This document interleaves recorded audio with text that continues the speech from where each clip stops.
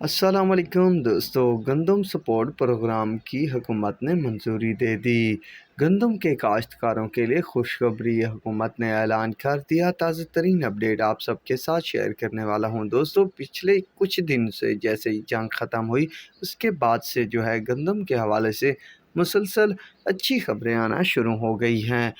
عدالت نے بھی سرکاری وکیل سے جواب طلب کر لیا ہے کہ گندم کی قیمتوں کا معاملہ ابھی تک طے کیوں نہیں پایا اور کیوں کم گندم کی قیمتیں مارکیٹ میں چل رہی ہیں۔ ویسے میں آپ کو بتاتا چلوں، ویسے بھی کسانوں کے پاس گندم بچی ہی کہاں ہے، اب نکل کر سٹاکیوں اور سرمایہ داروں کے ہاتھ چڑھ گئی ہے۔ اب میرے خیال میں اس طرح کی باتیں شوبھا نہیں دیتی۔ حالانکہ حکومت پاکستان کو چاہیے تھا جیسے ہی گندم کی فصل پک کر تیار ہو گئی تھی اس وقت سے سخت اقدامات کرنے چاہیے تھے اور قیمتیں مقرر کر دینی چاہیے تھی۔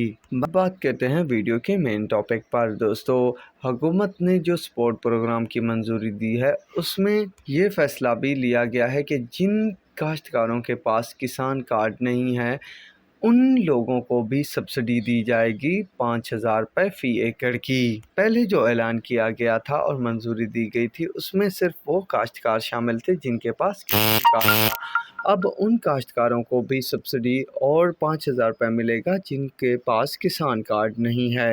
یہ بھی ملے گا یا نہیں اس کا بھی فی الوقت تک کوئی پتہ نہیں ہے، کیونکہ پاکستان میں بالکل ہی کوئی اچھا نظام اور طریقہ کار نہیں ہے جس سے پاکستانی عوام کو جلد سے جلد فائدہ اور ریلیف میسر ہو۔ تو فی الوقت کے لیے یہ اپڈیٹ تھی۔ اللہ حافظ۔